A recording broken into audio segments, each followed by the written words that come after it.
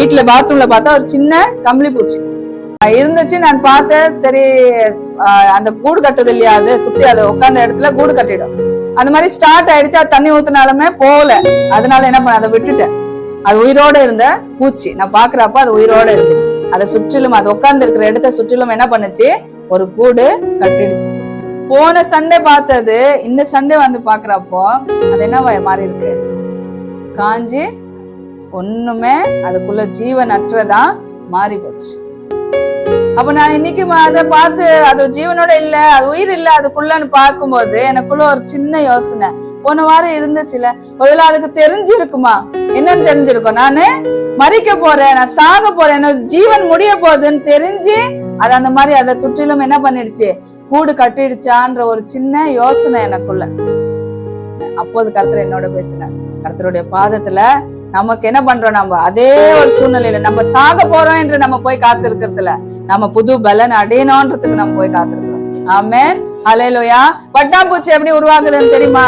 எல்லாருக்கும் தெரிஞ்சிருக்கிற விஷயம். அது என்ன பண்ணுது, அதுவும் அதேதான் செய்யுது. அதே மாதிரிதான் தன்னை சுற்றிலும் கூடு கட்டுது. ஆனா ஒரு நாள் என்ன பண்ணுது, அந்த காத்திருப்பு நாள் முடிந்த உடனே அது புது ஒரு சிருஷ்டியாய் அதை தன்னை தான் உருவாக்கி பறந்து உயர போகிறது. ஆமென். அப்ப புழு ரெண்டு விதமான புழுதான். ஒண்ணு கம்பளி பூச்சி பார்த்தோம், ஒண்ணு சாதாரணமா பட்டாம்பூச்சி உருவாக்கப்படுற ஒரு புழுவை நம்ம பார்த்தோம். ரெண்டுத்துக்கும் வித்தியாசம் பாத்தீங்களா? ஒன்னு தன் ஜீவனை விடுகிறது, ஒன்னு தன் ஜீவனை புதுப்பித்துக் கொள்ளுகிறது. ஆமென், ஹல்லேலூயா. கர்த்தரோட பிள்ளைகள் எந்த இந்த ரெண்டு வகையில எப்படியா இருக்கிறோம், நம்ம எப்படி இருக்கிறோம், புது பலன பட்டாம்பூச்சிய போல புது பலன் அடைந்து புது ஒரு ரூபமே நம்ம என்ன பண்ணுகிறோம், அவருடைய சமூகத்துல உட்காரும் பொழுது நம்ம புதிய ஒரு சிருஷ்டியாய் நம்ம மாற போகிறோம். ஆமென். ஒவ்வொரு வாட்டி நம்ம மாறுகிறோம். எடுத்து வாசிக்கலாம்.